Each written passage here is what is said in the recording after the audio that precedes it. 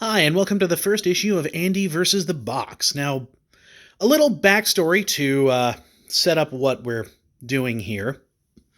The other day, I went to the local comic book shop, and parked outside, there was a guy who his car had broken down. And he needed a couple of bucks to get on his way. And I know normally you're not supposed to give money to panhandlers, but I was feeling generous, and so I decided to help him out. Gave him a couple of bucks, and in return, he gave me the box. Now, what's in the box? Well, as you can see, it's old comic books. I've kind of thumbed through it. It's a lot of stuff from, looks like the 80s, the 90s, even some going back to the 70s, maybe even the 60s. Not in the best condition. Some of them are missing covers. They're all pretty worn out, but I thought this would be kind of an interesting experiment. If you've followed comic books at all for the last couple of years, you know that the comic book industry is basically dead. Nobody's buying the books. A lot of shops are going under. The books are just getting more expensive. There's a lot of controversy on social media between critics and creators, if you followed the whole Comicsgate debacle at all. And there's a number of reasons why the books aren't selling. I mean, obviously, there's more options to choose from these days in terms of your entertainment. There's, why get print media when you can just get something digitally? There are a huge number of things, but I think the biggest reason is that modern comics kind of suck.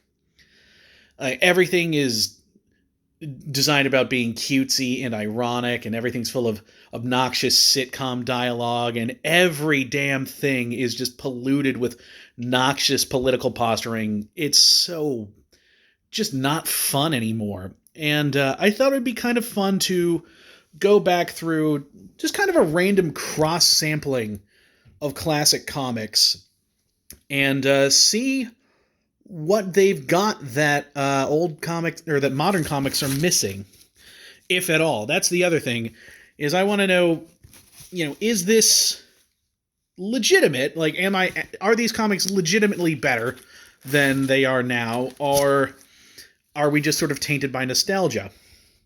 And I thought this would be a good way to do it, because these are not the best hits. Like, this is not a carefully curated selection of the best throughout the years. When you think the Silver Age, you might think the original Marvel Comics dream team of Lee and Kirby and Ditko. And when you think the Bronze Age, you might think Alan Moore and Elliot Maggin and O'Neill and Adams.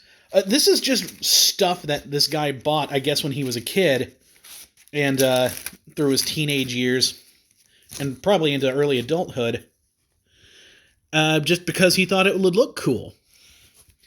And there's some interesting picks in here. Here's like Batman and Grendel. Here we go.